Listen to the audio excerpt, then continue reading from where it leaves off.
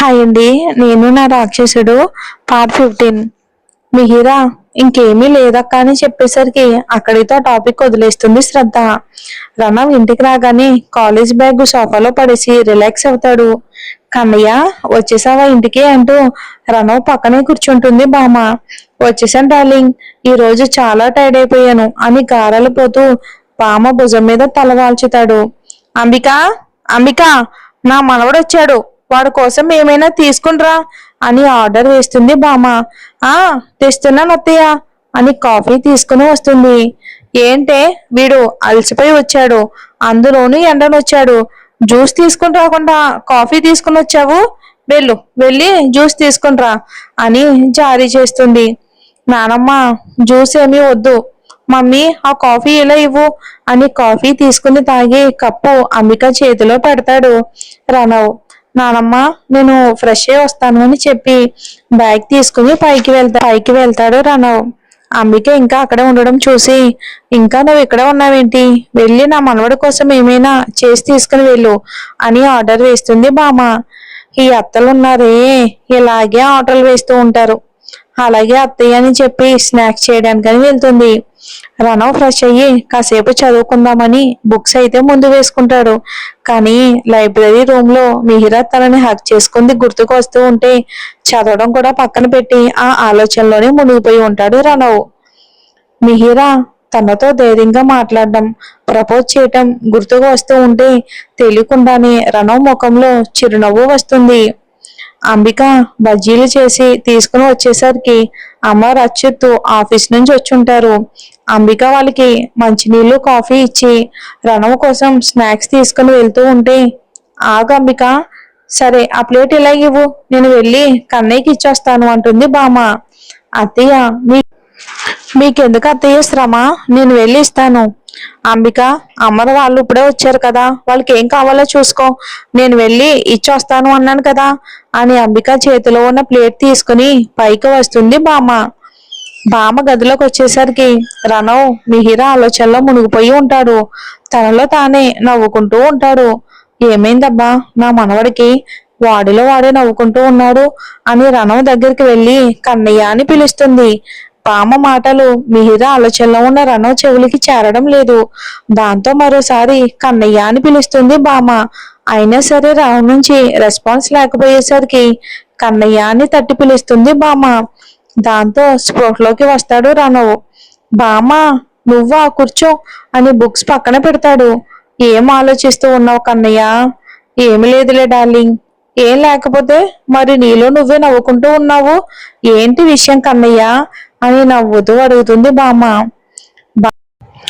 ఏమీ లేదు బామ్మ, ఏదో కామెడీ గుర్తుకు వస్తే నవ్వుకుంటూ ఉన్నా. నా దగ్గర కామెడీ చేయకు కన్నయ్య, కామెడీ అయితే నేను పిలిచేది కూడా వినిపించుకోకుండా ఆలోచనలోనే మునిగిపోవు. అసలు విషయం ఏంటో చెప్పు కన్నయ్య అని అడుగుతుంది బామ్మ. అసలు విషయం ఏంటి బామ్మ? ఏమీ లేదే మనవడా, నా దగ్గర దాచుకో. నేను నీ వయసు దాటి వచ్చిన దాన్ని. ఇలా ఒక అబ్బాయి లోకం మర్చిపోయి తనలో తానే నవ్వుకుంటూ ఉన్నాడు అంటే సంథింగ్ ఈజ్ రాంగ్. నీలో నువ్వే నవ్వుకుంటూ ఉన్నావంటే ఎవరో నీ హృదయంలోకి వచ్చినట్టు అనిపిస్తూ ఉంది. నిజం చెప్పరా, ఎవర్రా అమ్మాయి అని అడుగుతుంది. అమ్మాయా, అమ్మాయి ఎవరు అని తడబడతాడు రణవ్. ఆహా, నీ తడబాటిలోనే తెలుస్తూ ఉంది మనవడా, నువ్వు ఎవరో అమ్మాయి గురించి ఆలోచిస్తూ ఉన్నావు అని. చెప్పు చెప్పు, ఆ అమ్మాయే కానీ నువ్వు అనుకునేలా కాదు బామ్మ అని అసలు విషయం చెప్తాడు రణవ్. అందరిలో నీకు ప్రపోజ్ చేసిందా?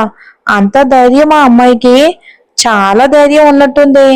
నా దగ్గర ఏ మాత్రం భయపడకుండా మాట్లాడుతుంది బామ్మ తను. అంటే ఆ ధైర్యం చూసి ఆ అమ్మాయిని ఇష్టపడుతున్నావా ఏంటి? బామ్మ నేనేమీ అమ్మాయిని ఇష్టపడడం లేదు, నువ్వు ఆ మాట అనుకో సరేనా? సరేలే, నేను ఆ మాట అననులే కానీ మరి ఎందుకు ఆ అమ్మాయి గురించి నువ్వు ఆలోచిస్తూ ఉన్నావు చెప్పు. బామ్మ నీ మాటలతో నన్ను మాయ చేయకు. నాకు ఆ అమ్మాయి మీద ఎలాంటి ఫీలింగ్స్ ఇంట్రెస్ట్ కూడా లేదు. నేను ఫీలింగ్స్ ఉన్నాయని చెప్పలేదులే మనవడా, నువ్వే అంటూ ఉన్నావు అని నవ్వుతుంది బామ్మ. బామ్మ ఇక ఆపుతావా, నేను చదువుకోవాలి, నువ్వు వెళ్ళు అని బుక్స్ ని చేతిలోకి తీసుకుంటాడు. చదువుకో చదువుకో నాయనా, నీ చదువుకి నేను అడ్డం రాను అని ఇదిగో ఈ బజ్జీలు తిని చదువుకో అని చెప్పి వెళ్ళిపోతుంది బామ్మ. "ఉమ్, పిల్ల పిల్ల ఏ మాయ చేస్తూ ఉన్నావే, నీ ఆలోచనలో పడి మా బామ్మ దగ్గర కూడా బుక్ అయిపోయేలా చేసావే" అని ముఖానికి బుక్ అడ్డు పెట్టుకుంటాడు రణవ్. డిన్నర్ అయ్యాక మిహిరా డ్రెస్ మార్చుకుని పడుకోవాలి అని బెడ్ ఎక్కి పడుకుంటుంది.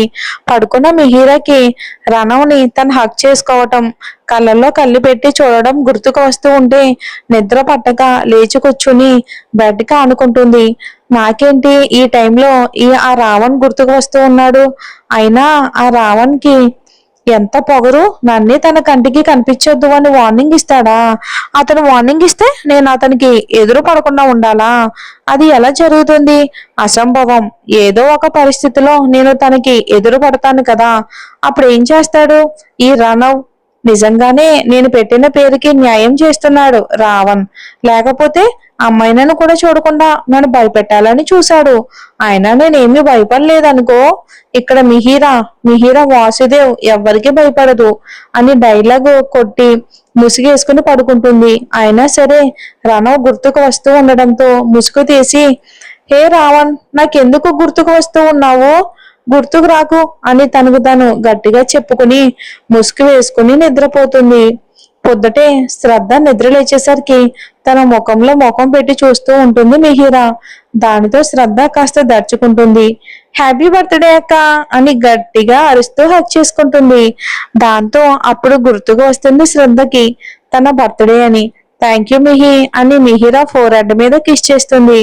"హ్యాపీ బర్త్డే రా తల్లి" అని వాసుదేవ్ కూడా హత్తుకుని శ్రద్ధ నుదుటి మీద ముద్దు పెడతాడు. "థ్యాంక్ యూ డాడీ, త్వరగా రెడీ అయి రారా, గుడికి వెళ్ళి వద్దామని చెప్తాడు. "ఓకే డాడీ" అని చెప్పి ఫ్రెష్ అవ్వడానికి వెళ్తుంది. "మిహి, నువ్వు కూడా త్వరగా వెళ్ళి రెడీ అయ్యిరా" అని చెప్పగానే అలాగే అని ఫ్రెష్ అవ్వడానికి వెళ్తుంది.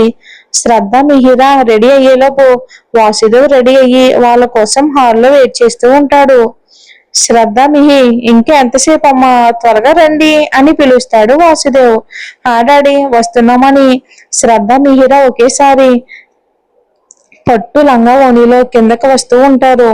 పట్టు లంగా ఓణిలో బుట్ట బొమ్మల్లా మెరిసిపోతూ ఉన్న కూతుళ్ళని చూసి మురిసిపోతూ ఉంటాడు వాసుదేవ్. "బంగారు బొమ్మలా ఉన్నవరా" అని శ్రద్ధ నుదుటి మీద ప్రేమగా ముద్దు పెడతాడు. "మరి నేను బాగోలేను డాడీ" అని అడుగుతుంది మిహిరా.